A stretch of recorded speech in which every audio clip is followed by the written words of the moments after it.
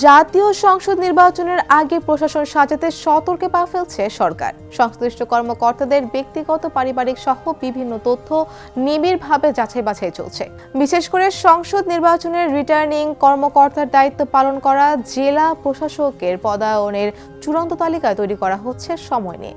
এ কারণে ডিসি পদায়নের চূড়ান্ত তালিকা তৈরির সাক্ষাৎকার শেষ হয়নি 2 মাসেও।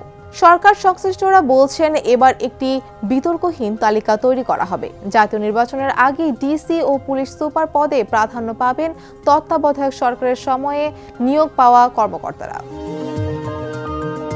ভোটের তফসিল ঘোষণার পর নির্বাচন কমিশন ডিসি পদে রদবদল চাইলে এই তালিকা ধরেই করতে হবে। ডিসি এসপির পাশাপাশি অতিরিক্ত জেলা প্রশাসন ও উপজেলা নির্বাহী কর্মকর্তার তালিকা তৈরিরও কাজ চলছে। জনপ্রশাসন মন্ত্রণালয়ের সূত্রে জানা যায়, সর্বশেষ গত 8 সেপ্টেম্বর ডিসি নিয়োগের তালিকা তৈরি করা হয়। এ তালিকায় কর্মকর্তা ছিলেন 106 জন। এর মধ্যে 61 জনকে ডিসি করার পর বাকি 45 কর্মকর্তা অপেক্ষমান তালিকায় থাকলেও তাদের নানা কারণে গ্রহণযোগ্য মনে করছে না মন্ত্রণালয়।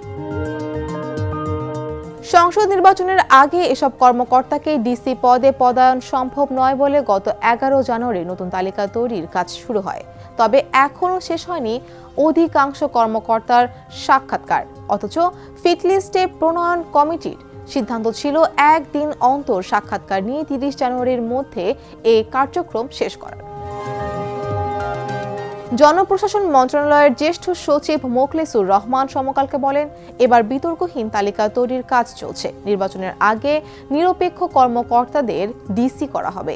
তিনি বলেন, বৈষম্য বিরোধী ছাত্র আন্দোলনের সময় দায়িত্ব পালন করা ডিসিদের বদলের জন্য সর্বশেষ তালিকা তৈরির সময় কম পাওয়া গিয়েছিল।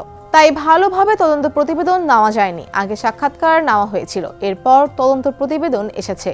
এজন্য সর্বশেষ তালিকার কিছু কর্মকর্তাকে ডিসি পদে না বসে নতুন তালিকা করা হচ্ছে।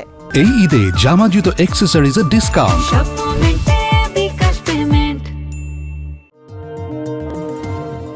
প্রধান উপদেষ্টা অধ্যাপক ডক্টর মোহাম্মদ ইউনূস কয়েকবারই বলেছেন, রাজনৈতিক দলগুলো অল্প সংস্কারের মধ্যে নির্বাচন আয়োজনের ব্যাপারে একমত হলে আগামী ডিসেম্বরের ভেতরে নির্বাচন হতে পারে। আর সংস্কার কার্যক্রম প্রসারিত হলে নির্বাচন হবে আরও 6 মাস পর।